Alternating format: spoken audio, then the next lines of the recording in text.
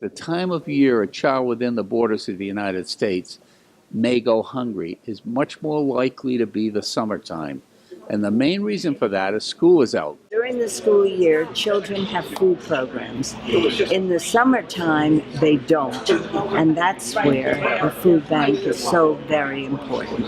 Congresswoman Lowey and the U.S. Undersecretary for Food, Nutrition, and Consumer Services, Kevin Concannon, toured the food bank for Westchester's distribution center today, and the topic was keeping children's bellies full. Gluten-free. Gluten-free, too. First of all, just to introduce something really special to us is actually having a dedicated clean room where the product is absolutely safe to actually be repacked, sorted through. We worked through the community to bring in over 1 million pounds this year of retail recovery foods, and that's picking up of all our local donors, Sam's Club, Trader Joe's, all the retail stores that we work with. We bring it in here and wonderful volunteers actually sort through it. That day, it gets turned around and goes back out to our same communities. What's in here now? And here now, I'll pull this open.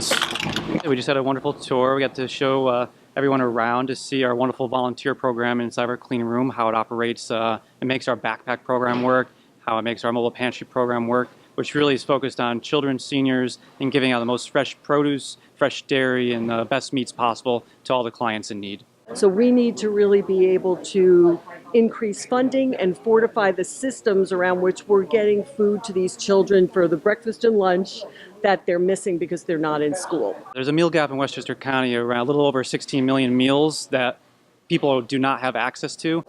Families just can't afford to fill that gap.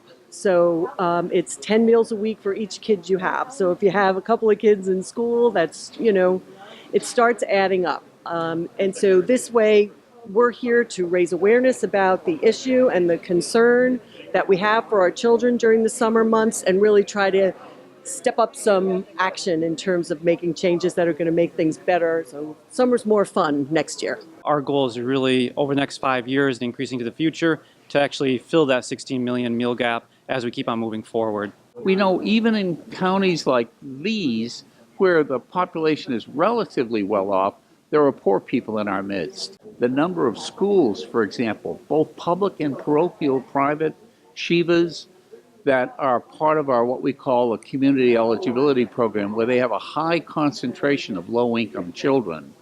And that's newly available across the United States in the last couple of years. There are now over 8.5 million students in the U.S. who attend these schools. And the significant aspect of that is they're provided both breakfast and lunch free to the student. The whole appropriations process has broken down. If you know who is running the Congress at this point, they have been opposed to this program.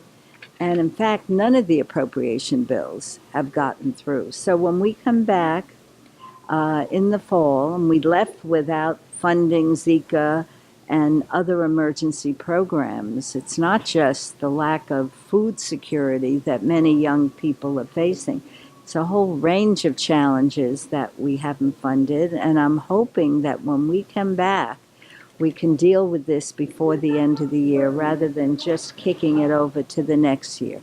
Reporting from Elmsford, Jay Berkey for HVNN.com.